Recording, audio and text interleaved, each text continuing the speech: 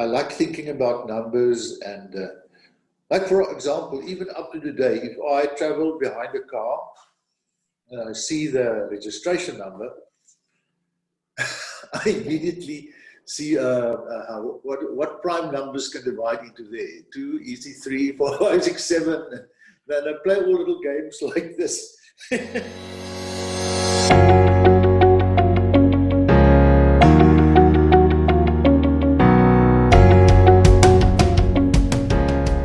Hello everyone, I am Petrus and welcome to WorldView. WorldView is a podcast where we explore everyone's perspective on all things to broaden our worldview. If you have loved our content so far and would like to see more of it, please hit the subscribe button, like our videos, and consider donating on our Patreon, link down below. Today we're talking with Professor Johan de Villiers. He holds numerous degrees in mathematics and science, notably a Ph.D. from Cambridge University. He's since retired as a professor at Stellenbosch University and received the title of Extraordinary Professor in Mathematics. He currently holds a position of Senior Researcher at the African Institute for Mathematical Sciences in Muizenberg. He's written 2 books, but his passion extends well beyond numbers, as he's the conductor of our very own local choir, the Libertas Choir, which has performed internationally. Professor, welcome to the show. Hi, Petrus. Very nice to be with you. Wonderful. Professor, what exactly pulled you into the math world? Well, I'll tell you, since I was very small, I had this fascination with numbers. I was always, even up to today, this fascination with numbers has always been with me, just instinctively. I like thinking about numbers and, like, for example, even up to today, if I travel behind a car and I see the registration number, I immediately see what prime numbers can divide into there. 2, easy, 3, 4, 5, 6, 7. Then I play all little games like this.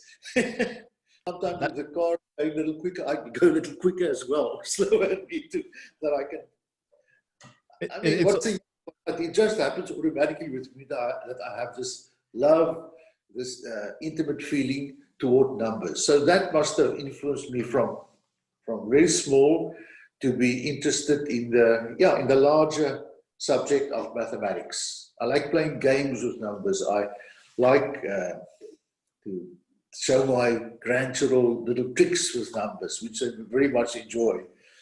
And that's just the way it is. It's a wonderful way of thinking, and it takes a particular type of skill actually to be able to interpret life in terms of numbers. But it also takes quite extensive study to be able to apply this professionally.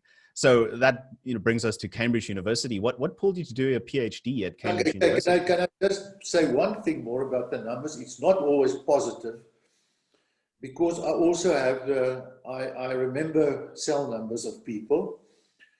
So just instinctively, if I hear a number, my brain tries to memorize it for no reason whatsoever.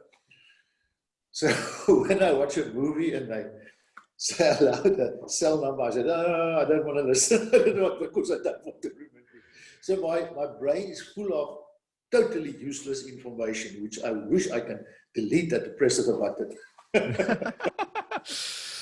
Well, it's almost instinctive at that point, and it's all about controlling, when we're able to use it and able to switch it off, enjoy it as well. So back to my question: what made you study a PhD at Cambridge University specifically? Well, I did my undergraduate studies at Stellenbosch University. I got a BSc with main subjects mathematics, applied mathematics, and physics. And then I did an honors year in applied mathematics. And then at the end of my honors year, I applied for, I was encouraged to apply. Our departmental head at that time was Professor Johan de Villiers, who became vice rector of Stellenbosch University later on. Mm-hmm.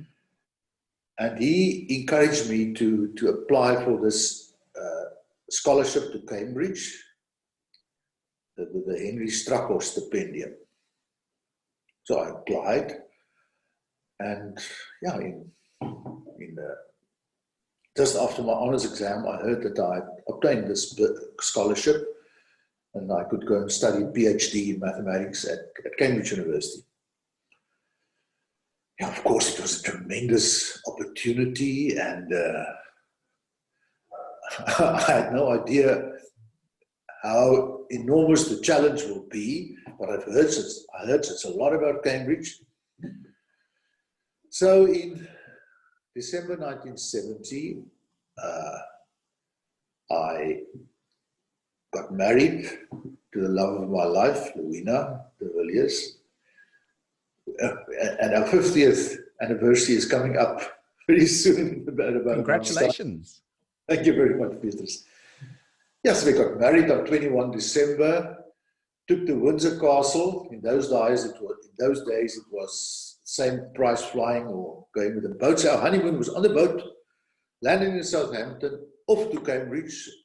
Yeah, and there we stayed for 3.25 years while I did my PhD in mathematics before we came back. And when we came back, I would always say we came back with a record player and a daughter of 10 months old. Our oldest daughter, Lisa, was born there. Yeah, so yeah, tremendous. Yeah. Tremendous.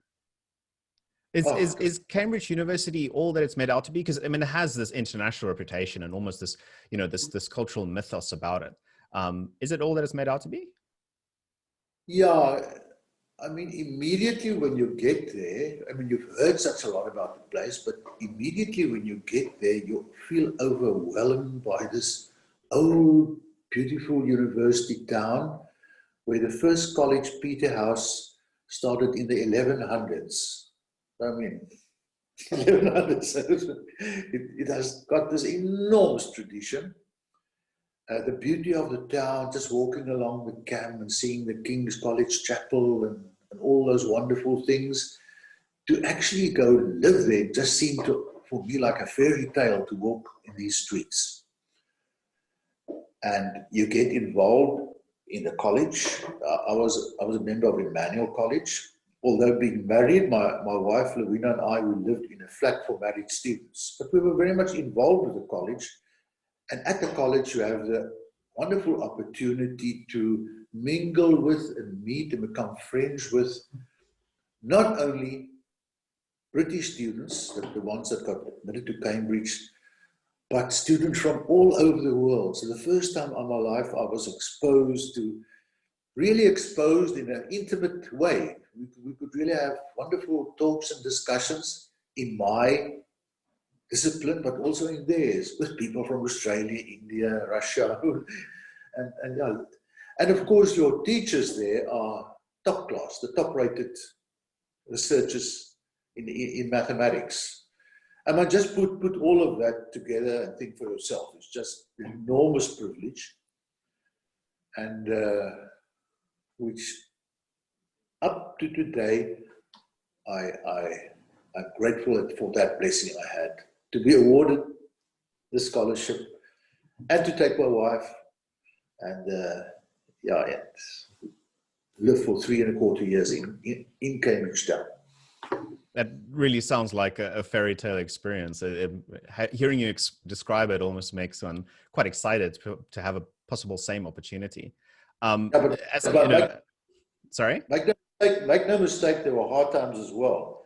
I mean, to do a PhD, I quickly found out that if you start at Cambridge in your first year, you can do just mathematical subjects. So you get to my stage, you just have an enormous background in all the basic subjects in mathematics, whereas I took physics and chemistry and other stuff as well, and I had honors, and I guess my background in formal mathematics when I arrived there was about 50% of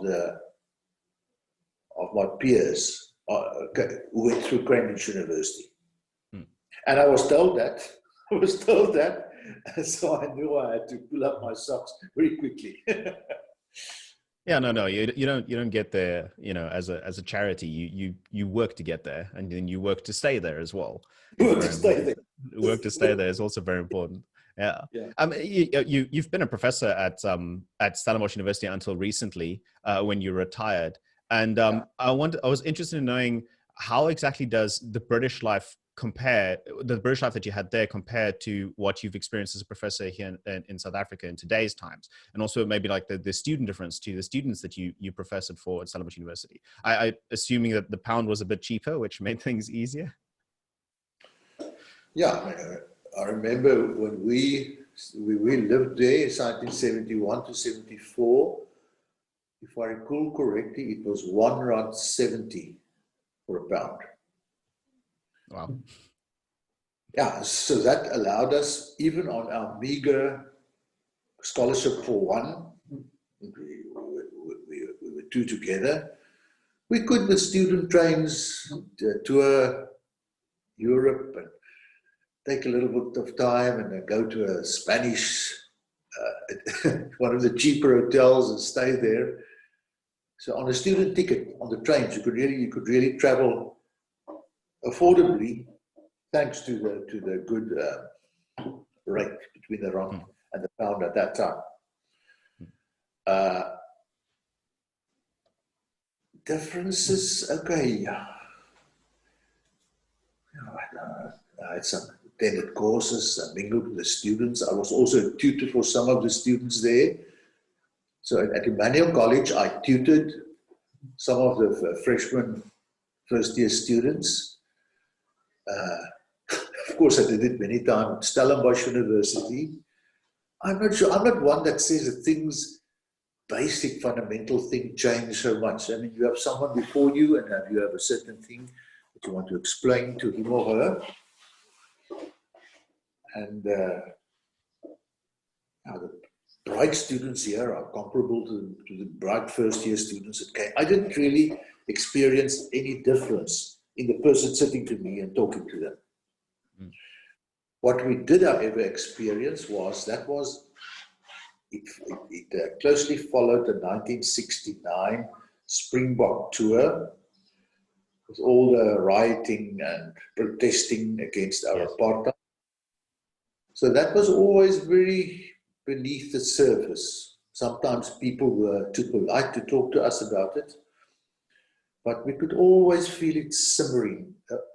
And we learned a lot about our own country when we were there, because here the press was censored with what you could learn. So on British television, we saw some things that shocked us deeply and for sure changed us politically, or whatever you want to call it. It made a big impression on us to see there, and all the nations and all the cultures mixing so easily and naturally that made us think a lot. I also had some less pleasant encounters with people who openly challenged us and didn't want to sit in the same room as us, which was unpleasant. I thought, well, can't we talk and let them explain and you explain to me and so on. But that was quite a reality for us in our 3 years there. It's important. It's almost want to say it's a very special experience to have had, to be able to get almost want to say an objective and different world experiences, be exposed to that. It I'm assuming had quite a big impact with your involvement with the Libertas Choir, but we'll describe that in a bit of later section in the discussion. Absolutely. Yeah. But first, for now, I still want to ask about your mathematical background. I said in the intro that you wrote 2 books. What did these 2 books focus on? Well, I'd say the last 30 years, my research, it was on other things as well, but it eventually turned to a field which is part of so-called computational mathematics. Right.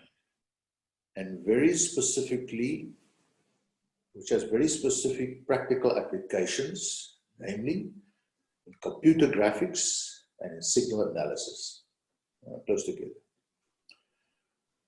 So, for example, you have a time series or a signal, and You want to separate the signal into the smooth, average parts and the places where something is happening, high frequency behavior. So it's very useful in software applications to have efficient algorithms that do this quickly and automatically, separate the signal into its various components. But of course, the computer must be told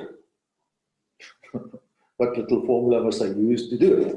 Yeah. So, and this underlies, this practical application has a very deep and beautiful mathematical underlay.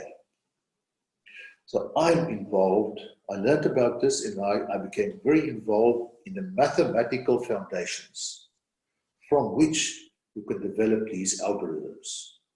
People say, I would like an algorithm that does this, this, and this, and this. You study the problem, you see what are the underlying mathematical problems, and you try to solve it mathematically.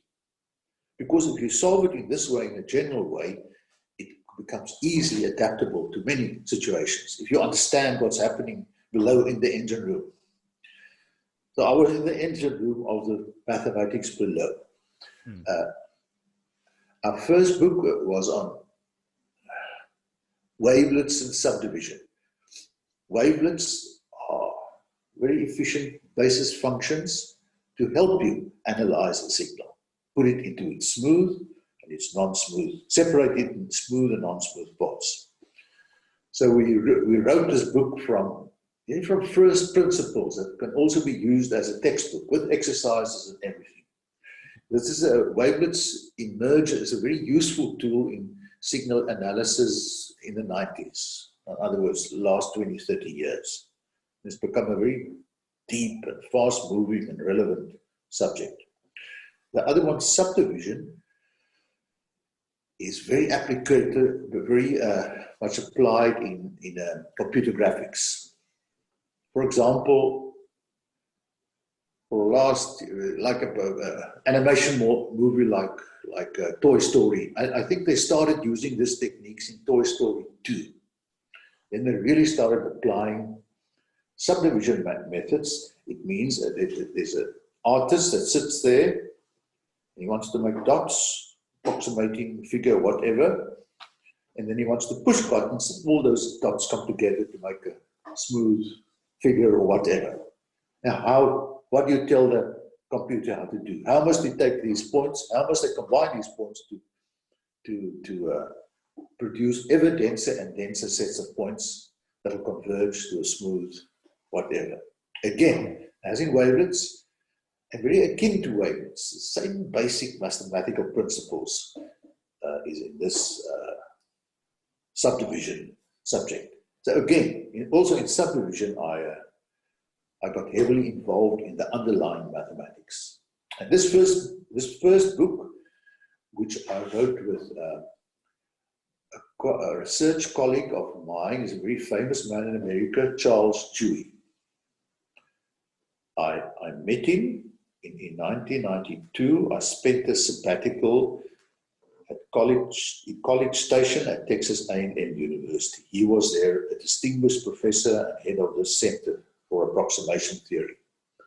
So he got me interested in this, and we started doing research together. And eventually, I visited many times in the USA for research visits, and in the end, we produced this book. That's my first book. The other book, for many years, I taught a course in computational mathematics, a third-year course at Stellenbosch University, and wrote notes that combined many things in many books I saw, and also my own stuff. So at the end, also through Charles Dewey, he was the editor of the series of books, and he encouraged me to author this book on my own, where the book's name is the Mathematics of Approximation. And I wrote this book, and it was well received, I'm happy to say. And in this book, I very much so. Also in the other book, it's so nice to teach from the notes before you write the book, because you learn such a lot from questions by students. Mm. And what are nice exercises to put in. So my whole teaching career was very helpful in this writing of these books. At the moment, I'm in the process. We are in the process to write a follow-up book with Charles Chewy on the wave and subdivision stuff. That's finished now. It's still quite extremely relevant, really, because a lot of the processes that are, creating these beautiful, you mentioned Toy Story, these beautiful animations that they make these days, that extremely high quality. It's almost, difficult to differentiate. It becomes a game of efficiency, and the mathematical functions have to be increasingly efficient to be able to produce these longer, more higher quality films, right? If one aspect of efficiency is how short is the little formula you use. The longer you use, the more memory space you need. So if you could do the same thing with a formula that's a little bit shorter, it's very important in the sense of memory capacity of the computer. Yeah. It's almost, it's interesting though, because it's almost like I want to say a challenge, our ability to compute complex mathematical formulas is increasing, day by day. We're getting way more complex, compact processors, graphical processors, and we get more memory in the computers. But at the same time, the demand for the quality of product also increases. So is there a relationship there between our capacity to compute, but also the efficiency of the mathematics that increases our ability to generate these things exponentially? They absolutely go together.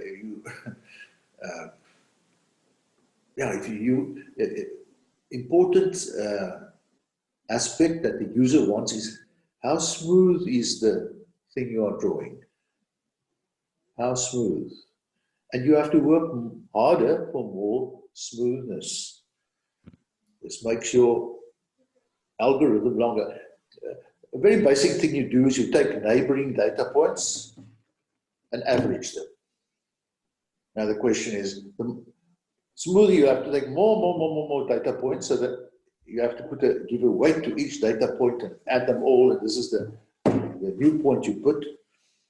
So if you can make this locality shorter and still get the same result, is a very nice mathematical challenge. You have to go deep into the mathematics to see all the restrictions you impose initially. And so we saw that orthogonality, which was used just by everyone, if you relax that little bit and even allow non-orthogonality, you get the same smoothness, shorter formulas, and the eye can't see the difference. I mean, at the end of the test is, can your eye see the difference between this picture and this picture? No, beautiful. Yeah. This one is shorter formula. Yeah. Because you relax the initial restraints you put. And that's about. That's fascinating, and it's applied so many ways that people don't really, I mean, they see the product, but they don't recognize the intensity of the mathematics and the functions that are created behind it. We learn in, almost want to say, the non-mathematical areas, subject study. We learn the, more and more of these technical details like tessellation and things like that. These are terms, marketing terms that are used to describe it to us. But the mathematics behind it is also equally as fascinating, which is very interesting to read your books. And users are used to going to software packages. They say, oh, here's a software packages, this signal decomposition for you. But they don't really know what mathematics lie below this package. So we delve in there to see, can we produce improved mathematics that'll give the same or better results, but more efficiently, shorter formulas. Yeah. That's fantastic. By the way, I also heard that you're quite, you enjoy chess quite a lot. You're quite a chess junkie. Do you still play today regularly? I mean, having been locked down, have you tried online chess or? Yeah, I'm afraid this is always been my big vice. I can't, I'm always, if I see chess, I just want to play. If I see a chessboard, okay, I started playing in high school. It happened this way. We were together on a family holiday on a boat between PE and Durban, and my father said, "Oh, there's a chessboard. I know to play." Taught me, and he beat me all the time. So when I got back, I immediately joined the school chess club, and I went to I bought myself a chessbook at the CNA, and yeah, from there on I was hooked. Played chess. We played tournaments. After a while, I could beat my father, who was a good player, and then I played in the South African schools championships where I did well. At Stellenbosch, yeah, I played the top board for the Stellenbosch University team against UCT and intervarsities. I was very, very enthusiastic. I read a lot and I studied a lot. In Cambridge, I played for Cambridge Town, not for the university. And those days, Cambridge University had grandmasters in their first team. So that was way, way beyond my league. I can't play against them. With those people, all they do is play chess, and they're wonderfully talented. But the townspeople were. So I played the town. I remember we once played a radio match against Oxford Town. Yeah. So I kept up my chess there. When we got back to South Africa in '74, I immediately joined the Stellenbosch Chess, and then we played in the league, in the Cape Town League, with very good players.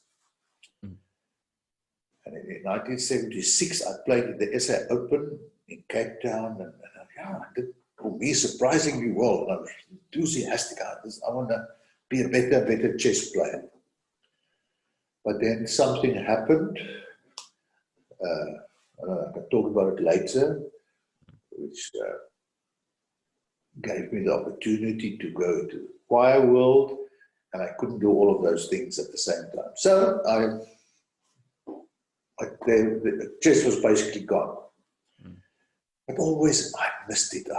Whenever I see a chess problem in a newspaper, I spend hours to solve it, but I stopped playing overboard. Because I have a family who I love, and every night going to choir rehearsals with the university choir, I just thought I cannot take another evening, go play chess. So about 5 years ago, my brother-in-law told me, "Johan, you like chess. Do you know about this online chess thing called Chess by Post?" I said, "Oh, what is this?" And I joined it. It's for free. You can join it, this online thing. And there, the rules are, you get a rating, and your rating gets up and down, apparently how you fare against good and worst players. And the crucial thing was, after your opponent has made a move, you have up to 5 days to answer. So there's never time pressure. You can even move immediately, but you have up to 5 days. It takes away all the stress of time and having to quickly look what you have to move now. You're never pressed for time. So the last 5 years, I've really indulged myself into this. It's just think if you stand in a line at the bank or something, you always see me play, because you can play many people at the same time. At the moment, I'm playing simultaneously against 23 persons all over the world. There's nice chat rooms. They say, "Where are you from?" "Oh, from Brazil or from Kazakhstan." You chat with them. Yeah. And after a while, your level goes to, and you play against people of the same strength. You get the high echelons those wonderful grandmasters. I won't last a minute against them. But there's other people's I think I will usually beat. Yeah. So you reach your own level, and yeah, it gives me lots of pleasure, intellectual pleasure, that to play on this chess by post thing. So I mean, if I was playing a little bit and my wife comes in, I can immediately put it away and talk to her.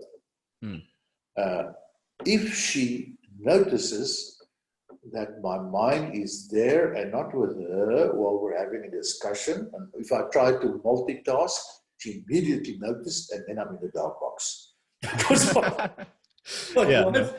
my wife is always like, if she talks to you, you must give her attention. You must have your eyes there. Of course. Of course. Oh, that's fantastic. I just found it fascinating. You said that you work so much on the different areas. I mean, we'll talk about the choir now, but you work so much with different diversity of peoples. But even in your chess games, you're able to connect with people all around the world, and I find that really cool, because you can just have the discussion with people where they're from and something. But the simplicity and the wonderful nature of the game of chess is that, you know, it's universal. Everybody can play it. Yeah, and it's so interesting. I mean, I love geography. I like learning about countries. And here I can really talk to the ordinary people in there and there and there. And I can ask, how is the COVID situation with you? And I can talk about political things and who do you think is going to be the next president of USA, and all these things that interest me. And I can really talk to real people and ask them a little bit in this chat. So it's more than about time that we talk about your musical history. I know, for example, that your family is quite musically talented. Could you perhaps tell me a bit about the history of that? And did they bring you into music? Yeah, it's got an interesting history. In the early 1800s, they arrived in Cape Town a young Italian immigrant called Rocco Catoccio. He was captured in Europe by the English in the wars against Napoleon, sent to the Cape, but he was released here and he became a businessman in Paarl. He was happy there, and he wrote back to his family in the town Armento near to Naples. He said, well, I'm not so happy here, I'm not coming back. And I married a woman, Margareta, I think Tron, Charlotte Tron. She married Charlotte Tron, and they had one daughter. One child, Gertruida Catoccio, they anglicized the name.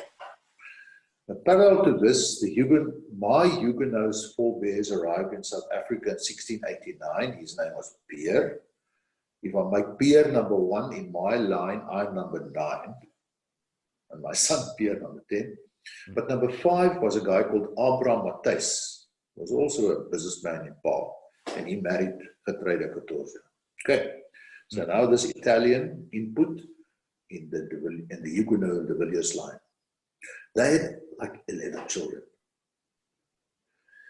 Now, if you look in the songbook of the Dutch Reformed Church, in the composers section, you see quite a number of de Villiers names. And they were all of those kids. So there must have been, this Italian guy must have brought in a lot of music genes, because suddenly there came all these composers and well-known hymns and composed by those guys. One of them was called Dirk Isaac. He was a businessman in Wellington, but he also had a music school in Wellington. In fact, he had the first motor agency in Wellington. I mean, this is now around 1900 or whatever. His eldest son is M.L. de Villiers, who composed the tune for our national anthem. Uit die blauw van onze hemel. Yes, die stem. The last section of the tune of and Langenhoven made this poem, and there was a competition among, they made a competition for composers to make the best tune for these words. And my granddad won the competition, and So he was a minister of religion, but also a composer. His son was Johan de Villiers, also an inspector for music in Free State schools, also a well-known both music program commentator and sports commentator. And I grew up in his house, and there was just always music around. Oh, my sisters were playing violin, and I was playing piano. I even played this kind of flute. Always people singing. My father was organist, and whether we liked it or not, we all had to sing in his church choir. So there was always music around, always classical music. Since I climbed over the cot, he would take me on his knee and explain me about this is Bach, this is the meaning of this. So I just grew up in this atmosphere. Of course, if you're a child, you think everyone grows up like that. But then you realize, no, you were actually in a different kind of household. It's interesting that you combine this this musical upbringing from your father and your grandfather with always being interested in numbers as a child. I know, for example, that a lot of the greatest musicians like Brian May from Queen and Exactly. Art Garfunkel are also great musicians. How do you rate your mathematical interests and expertise, academic history, with your musical talent? Yeah, I was once a visitor at Columbia University in New York City. And there was a group studying this linkage between, also at a mathematics conference, you'll find many more than usual. This guy will say, oh, I also play the clarinet, or I play the violin. I mean, Einstein was the most famous. He always said if he wasn't a mathematician or theoretical physicist, he would have been a musician. He was a fantastic violin player. So you get it this way.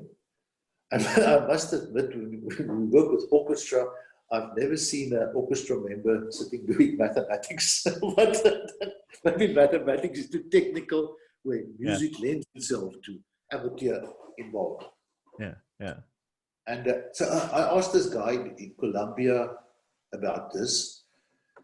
And he said at the moment, their thinking was at the time that the brain has regions where these things are active.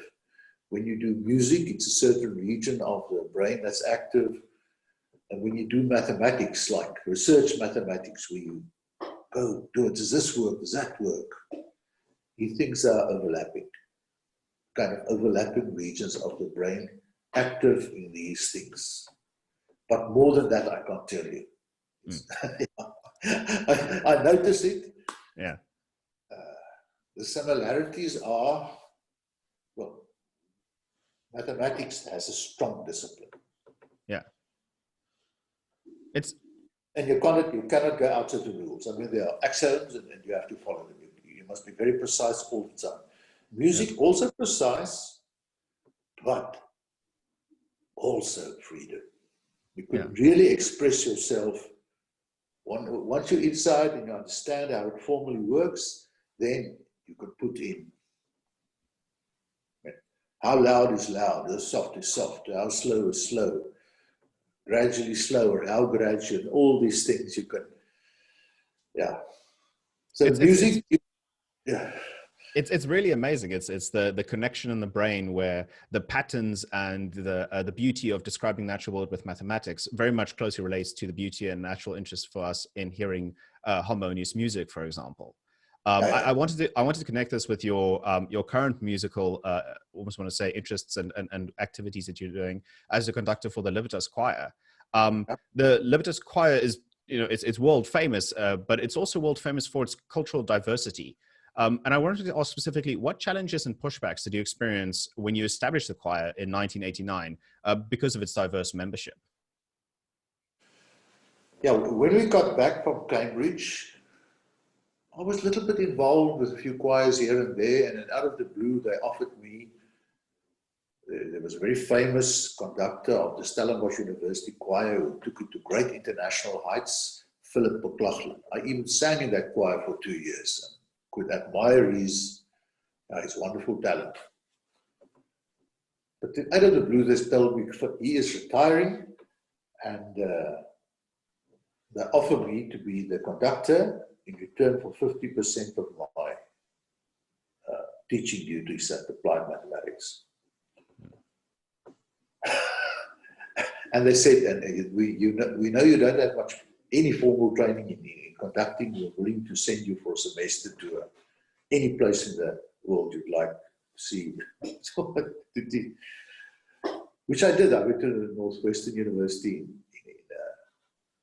in Chicago, and north of Chicago. And there I had the opportunity. I could listen to rehearsals of the Chicago Symphony Chorus, and I could buy music. Yeah, so my conducting was really, first I did it many times, and then I was taught the standard ways. And then I did this university choir for 8 years, the Stellenbosch University Choir. But after 8 years, I thought my mathematics was going down the drain a little bit. And my children were small, and every evening rehearsals and family price you have to pay, so I left it after 8 years. Then were those difficult political times in South Africa, the middle 1980s, with the riots and all this stuff. And we had this Cambridge experience, which taught us to look at things in a different way.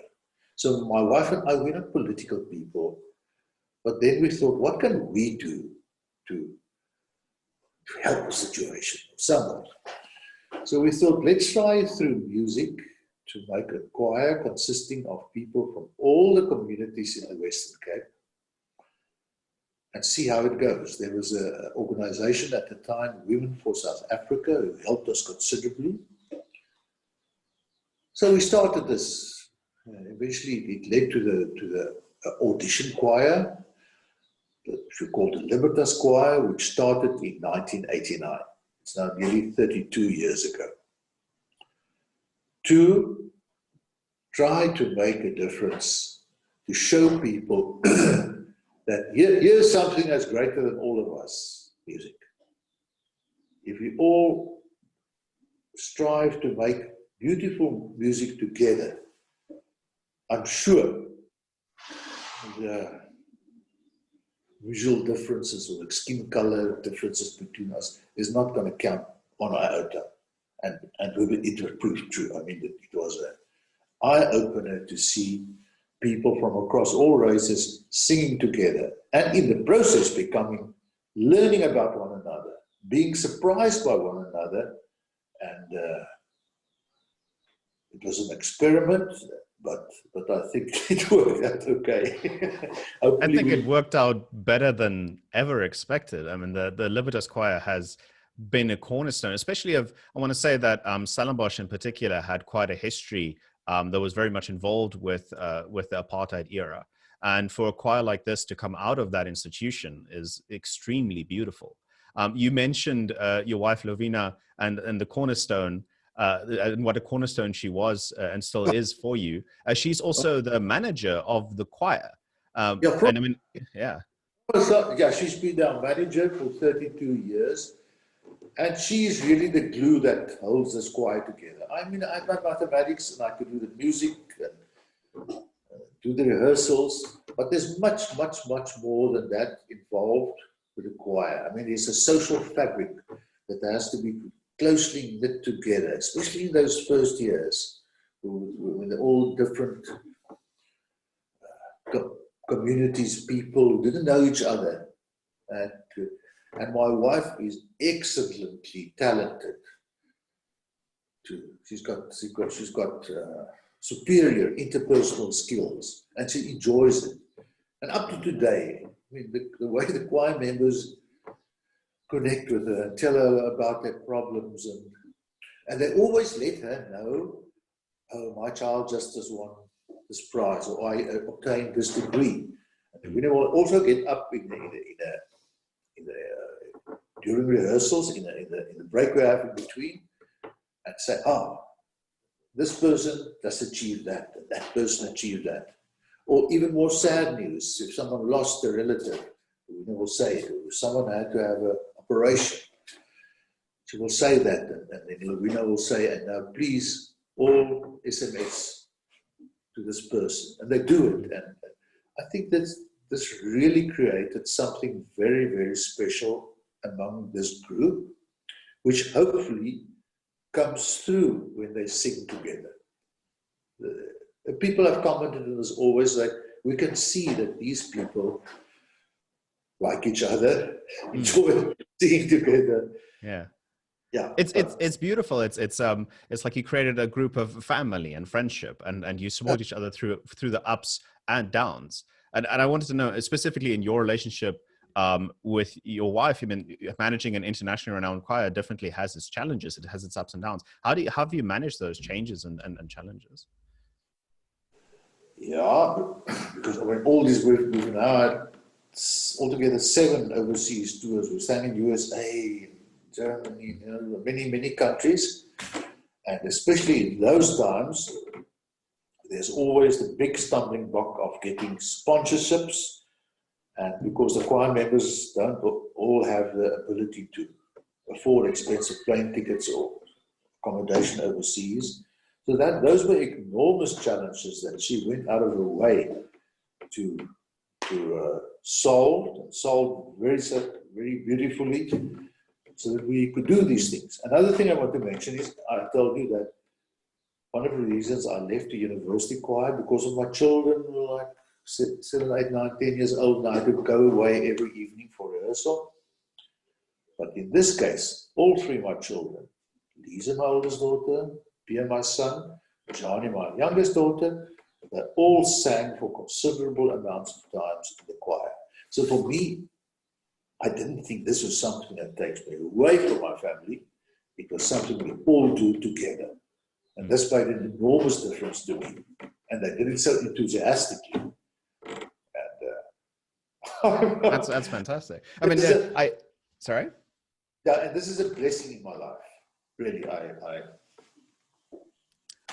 appreciate it. It's amazing, and it's inspiring to see you talk about it and recognize it. And I can definitely tell you, as someone who has watched at least some of the Libertas Choir performances, it definitely shines through. I think where people really recognize that.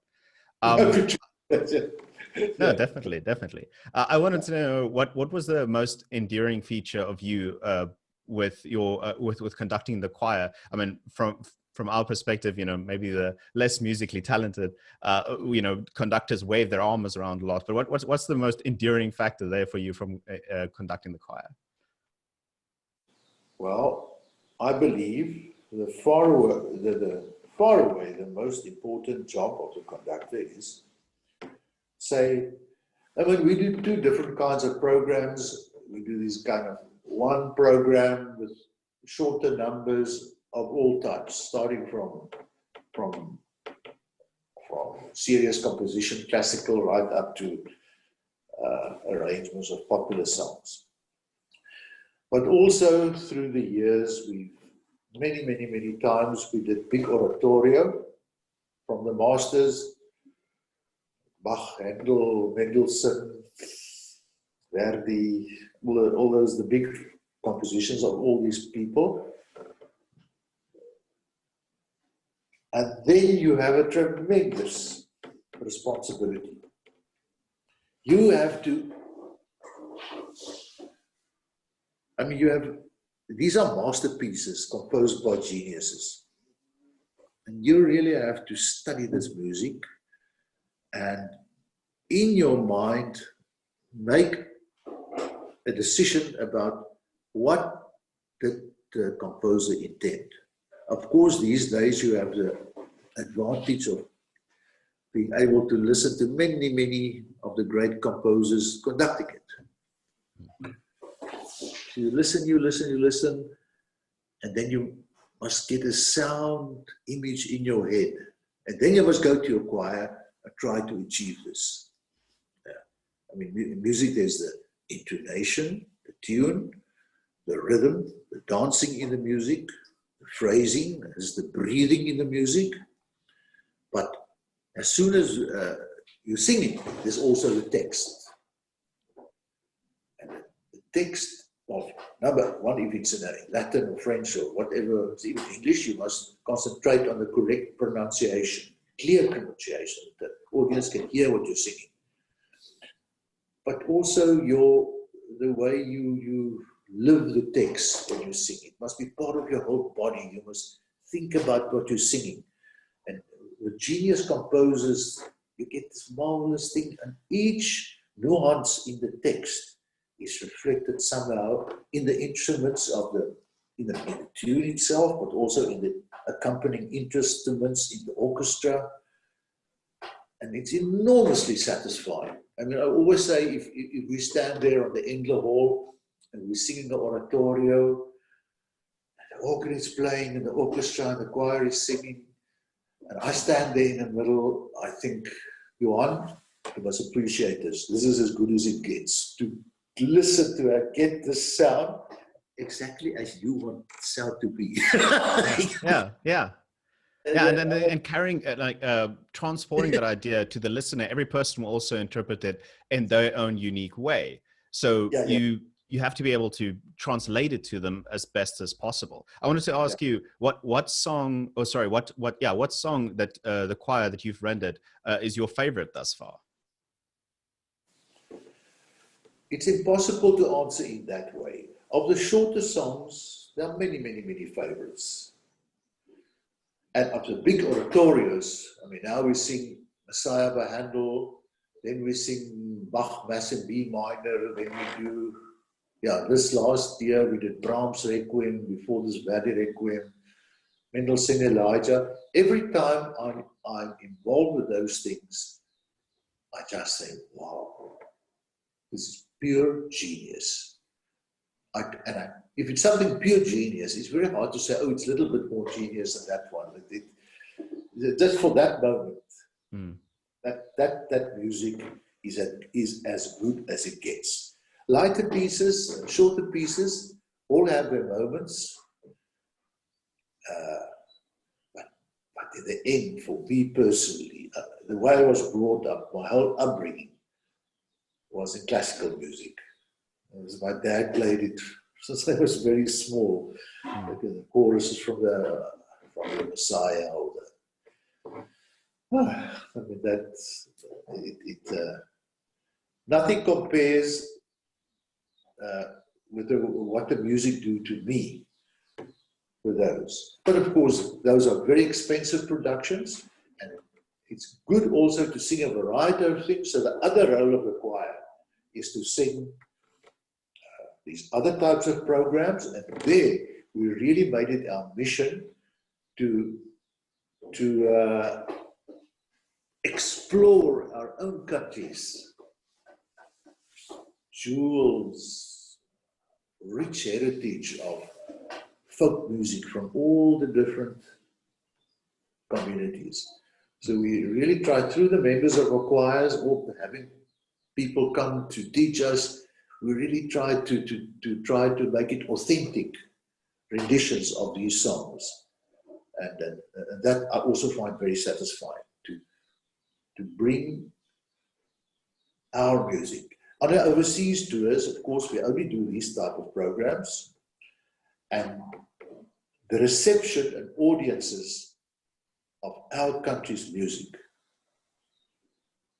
I was absolutely stunned by how strong it was. They love our music, and they appreciate that we bring it to them. No. I mean, they have many other people who can sing Bach or Handel to them. They don't want us to sing that. Yeah. But they want to hear what is from our country. And then we give them this music, and wow, they really appreciate it. We'll definitely make sure to add one of your songs at the end of the video, just to share and give a possible inspiration for those who've almost want to say have been unfortunate enough to not have heard the Libertas Choir sing. We'll definitely add that at the end of the video. But you mentioned something about the different cultural diversity and the type of songs you're trying to translate to other people that haven't heard of them before. You luckily mentioned the history of your grandfather having composed the music for the stem, which of course was a poem by C.A. Langloof, and this was all back in 1921. What I wanted to know from you, more because of your political interests in political discussions as well, do you think the STEM being quite strongly recognized with the apartheid era government, do you think that it is possibly, it ever was or still is a racial symbol, or do you think this is just a cultural association of the past? Let me compare it to something else, and then I'll answer this question the way I think about it. Joseph Haydn, wonderful composer, lived late 1700s, early 1800s. He used in a string quartet a beautiful tune. Da, da, da, da, dee, da, da, da, da. Oh, yes, this is famous, yeah. And it became the German hymn. And the words were, Deutschland, Deutschland über alles, Germany over everything. Yes. Which, For strong, legitimate reasons, became had a very bad stigma to it after the horrors of the Second World War. Now, what were the Germans to do? Chuck it out and get another tune? No. What they did, they said, we can't blame Haydn for the Nazi horrors. Let's keep the tune and put in new words.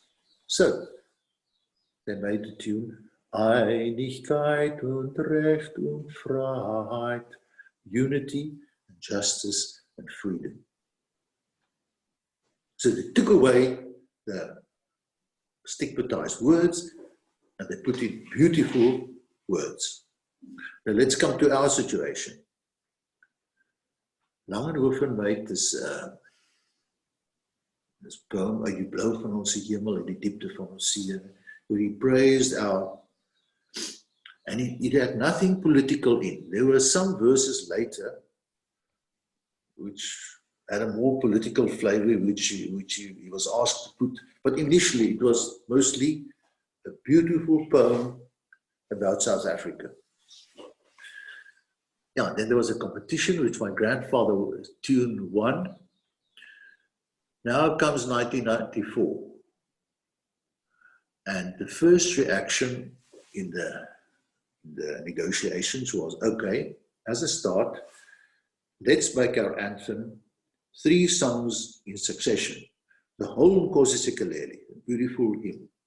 And then Morena Buluka, the Sotho one. It's basically the same tune. And then the whole stem of South Africa, which took nearly 5 minutes to do. it was very long.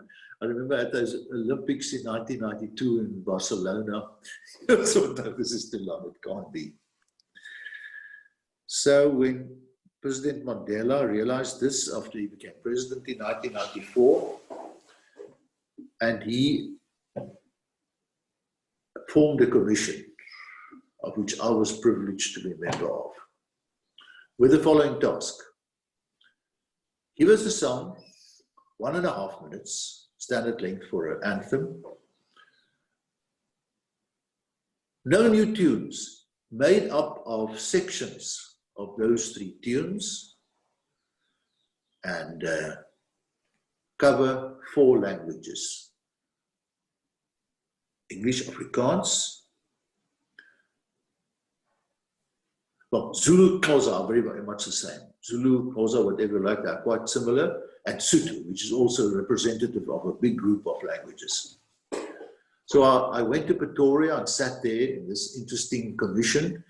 One of them was the famous Zulu composer Mzilikazi Khumalo. We had a long talk, and at the end we came up with this combined version, starting with Nkosi Sikeleli, without the refrain, and then going into Morena Buluka. And then, now we're in the half. The last half, they kept my grandfather's tune all the way through. The Afrikaans bit is just the beginning, and he blow. And then the last phrases, we all work together in unity, and all those wonderful words were made at the time by someone there. Freedom and unity and whatever. But still, it was my grandfather's tune. Yeah, so this was now accepted as the new anthem. I have a very amusing story to tell about that. In 1995, Prince Philip, the Duke of Edinburgh, was the patron of the World Wildlife Fund, and they had a function at Nederburg, the Nederburg wine estate, and they asked our choir to perform there at the function. And we ended this with our new shortened combined version. After we sang, someone came and said, "Would you like to meet the Duke of Edinburgh?" I said, "Yeah, yeah, thank you very much." So I met him, and he told me, "I want to tell you a story." He said, "Last year, I was present at President Mandela's inauguration. Pretoria, it's open air. It was a hot day. You know, I'm bald, so I wore a hat to protect the top of my head. I want to tell you how happy I am that you've now shortened this, because at the time, it was the long and serious this in all. I had to take off my hat, and by the end of it, I had terrible sunburns. So, yeah. Now, so this is the history of the song. It's a beautiful tune. It was so unpolitical, like the German example. I mean, if you have a beautiful tune, everyone agrees that da da da da da da da da. It does it for them. It's a strong tune. I mean, you could hear. I'll never forget in the World Cup final last year when they came to that part of the song, and there was Kulisi, the captain, and a beast next to him. And how they sang it. I got tears in my eyes. And I thought, wow, I wish my grandfather could see this. He would say, great, fantastic. Look at these people, how they're singing this song. Yeah, so that's what I feel about it. It'll be be a pity if you take it away, because it used to be the only thing. And there was a verse added at the end. I don't know what the English is, that die erwe van ons vader vir ons kinders erwe bly. That the plots given to our fathers stay plots for our children, which understandably, especially the colored people in my choir told me, they will not sing those words, because due to the Group Areas Act, cruelly their plots were taken away from them. But that was added later, and this is entirely taken away. Those words that hurt a lot. Yeah. I don't know. Yeah, so that's what I feel about it. Of course, it's beautiful, and it's important, the recognizing the beauty of the music, but also as a reminder for us not to forget our history, but build on something new. A combination of the old and the new perhaps, want to say, inspired more people than it would have if you created something completely new and then forgot about the past. Yeah.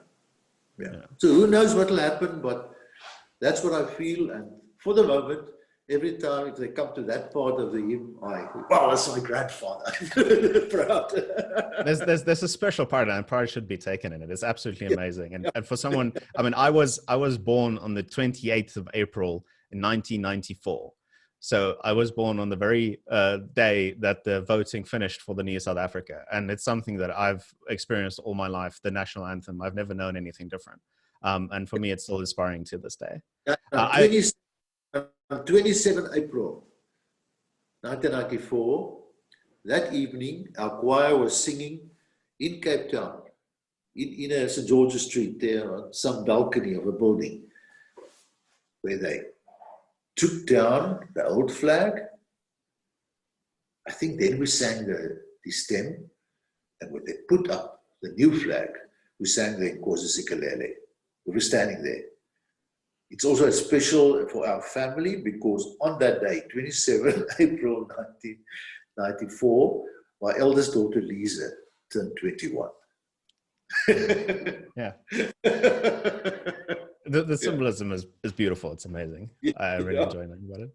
I also wanted to ask, just, as a way for us to end this podcast, I heard that you also teach mathematics to poor children in the Cape Flats. Is this true? And what decided you to do this, if it is true?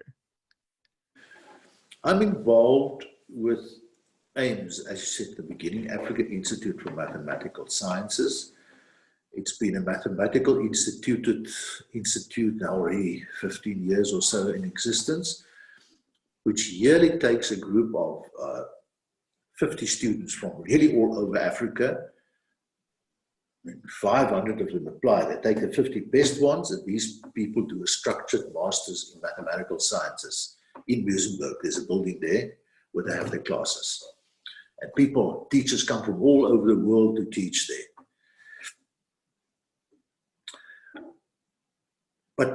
And I was involved there from the beginning. I'm no senior researcher in the research section. So they also eventually got a research section, as well as AIMS Sec. It's a section which has to do with further training for teachers in the mathematical sciences. They have outreaches and whatever. And during one of these outreaches, I was asked to go to Kailicha to give a talk there. So I did this as part of my involvement at AIMS. And also at AIMS, AIMS also has a South African group of students. Yeah, I taught them many times, and there I could rub shoulders with those wonderful students there. But with my choir, one of our missions is to do outreach concerts to, so we say, less privileged communities, people who are not used to going to concert halls, to go to music concerts and so on. We do this many times every year, and then we go out in their church hall or school hall or whatever, give a concert, and no charge, and all the proceeds of the concert go to a charity of their choice. So in music, there's been a lot of outreach from things that I've been involved with. And I must say, Peters, when we sing these concerts, and even in the classical, every pieces, I see the appreciation on those faces. And I think, well, I'm blessed to be involved with this. It seems absolutely, this is what I want to do. This, when I experience that warmth, and this, I don't know how to say it, but it's wonderful. I think music carries the image better than words ever could. And for that, we want to thank you. And it's been an honor to speak with you. We want to thank you for your time, Professor. I wanted to give you this last opportunity if you had to add anything else. No, two things. I thank my employer, Stellenbosch University, who facilitated when I got the university choir, and later also with the help of the Libertas Choir. They always facilitated my parallel career in music. It was my love, and I was really blessed. I mean, who else in the world, if you have some passion, but it's not your main job, gets the support of your employer to do it? That's the one thing. And the second thing is that my wife, Louwina, the way she wholeheartedly came into this that we do. I mean, she unselfishly, she gave up all career ideas ideals that she would have had to make this her career, together with me. And also my 3 children who sang in the choir and still support the choir, and they bring our grandchildren. When I think of all this, I just say, Johan, you are a best man, you must appreciate it. And I do. Yeah, no, definitely. I also want to say just thank you from my perspective. It's been absolutely wonderful to hear your worldview and hear you talk. I'm actually extremely excited to share this, and I hope other people can broaden their perspective as well by listening from you. And if you've made it thus far, I just want to say to everybody that has watched this on YouTube, for all us to share more images and more perspectives like this, not to nullify the wonderful words from the professor here, but it does help us if you like the video and you subscribe and consider donating to help us produce more of this content. We'll definitely end this video with the Libertas Choir's rendition of Hot Gates. I think, like the professor said, words really cannot describe it. The music will have to do a much better job at that. And so until our next will, thank you for watching. I can see a fiery, fiery glow, even as the sun is sinking low. I can see a horseman on the run.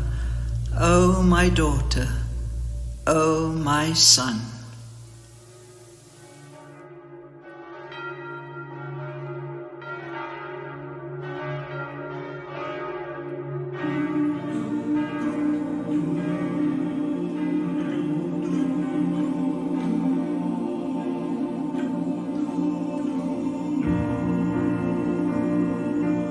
London, Paris, Rome, Berlin, Barcelona,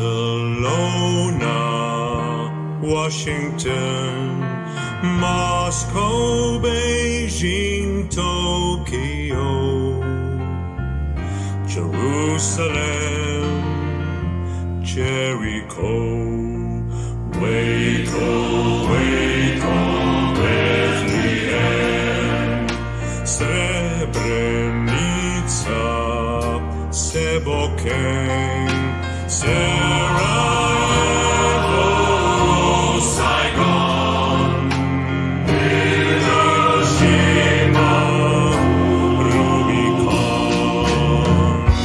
I see a fiery, fiery glow, even as the sun is sinking low.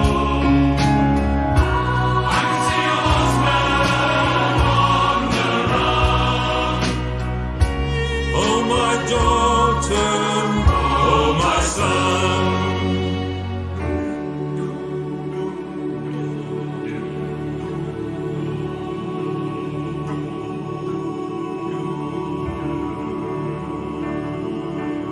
Dunkirk, Dover, Normandy, Frankfurt, New York, Lockerbie,